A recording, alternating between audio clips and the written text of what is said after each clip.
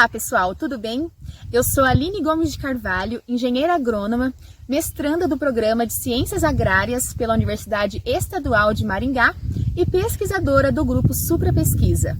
Hoje vamos falar sobre fitossociologia de plantas daninhas e manejos alternativos de controle. O estudo fitossociológico e o manejo alternativo no controle de plantas daninhas dentro das diversas culturas contribuem para minimizar alguns impactos no sistema de produção, como resistência de plantas daninhas a alguns grupos químicos de herbicidas, resistência dessas plantas daninhas. Também diminui o banco de sementes no solo, diminui também custos de produção, entre outros diversos fatores. O levantamento fitossociológico é de extrema importância para a tomada de decisão do técnico e do produtor rural, pois de forma rápida e eficiente se quantifica a densidade e as espécies de plantas daninhas invasoras naquela determinada lavoura, possibilitando o uso de métodos de controle, que seriam eles: o método cultural, o mecânico, o biológico, o químico e o controle físico. Falando um pouco sobre os métodos de controle, o método de controle cultural consiste na adoção de práticas que favoreçam o desenvolvimento da cultura de interesse, como espaçamento adequado, adubação equilibrada e época de semeadura também adequada para determinada espécie. O método de controle mecânico é aquele que possibilita ao produtor capinas complementares e o uso de equipamentos como rolofaca e roçadeiras no controle das plantas invasoras. O método de controle biológico usa de ferramentas como os inimigos naturais, que são capazes de reduzir a população de plantas daninhas e, consequentemente, diminuir sua capacidade de competição com a lavoura de interesse econômico. O método de controle químico, que é um dos mais utilizados devido ao seu rendimento e eficácia, se dá em função do uso de aplicação de herbicidas, de acordo com a cultura, planta daninha e época de aplicação, considerando também as condições meteorológicas, estágio das plantas daninhas, tipo de solo e também a utilização de equipamentos adequados. E por fim, mas não menos importante, o método de controle físico, que usa de determinadas barreiras, como água em regiões de cultivos alagados, como as culturas do arroz,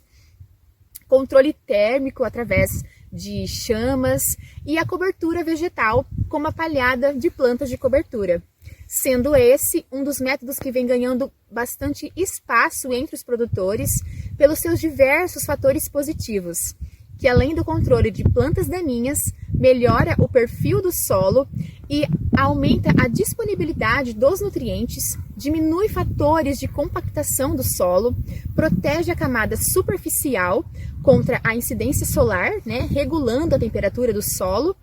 aumento de matéria orgânica desse solo e diminui o escorrimento superficial, evitando assim as erosões. Como no caso de regiões com solos arenosos, como da região noroeste do Paraná,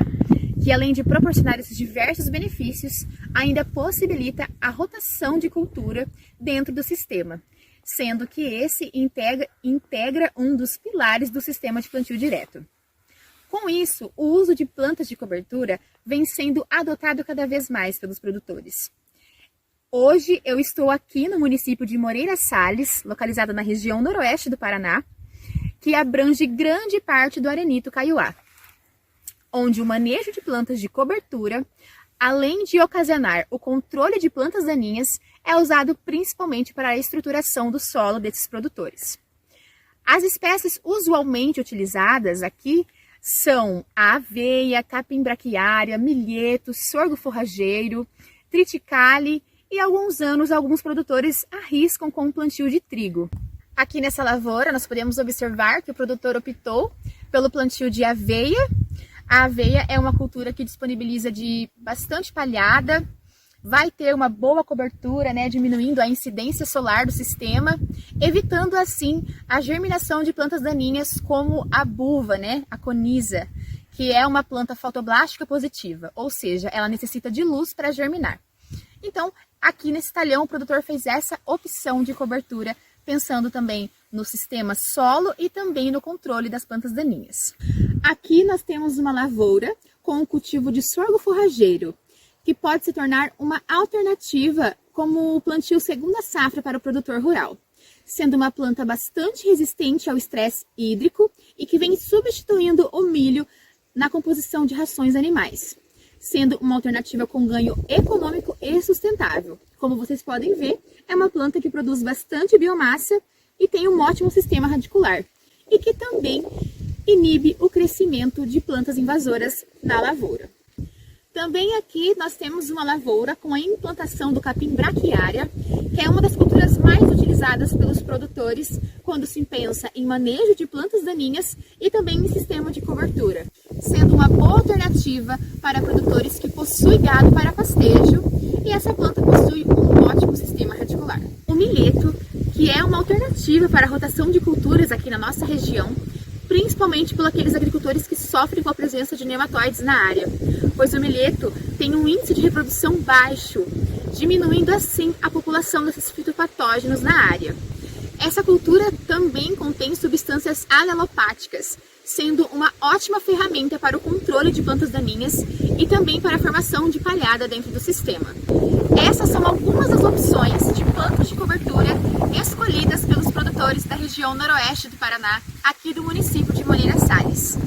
Essas plantas são escolhidas para um melhor manejo de rotação de culturas e sistema de palhada, e também para que haja uma menor incidência de plantas daninhas na área. Espero que vocês tenham gostado do nosso conteúdo. Deixe seu like no nosso vídeo e curtam o canal do YouTube do Grupo Supra Pesquisa, que é coordenado pelos professores Alfredo e Leandro Albrecht. E até a próxima!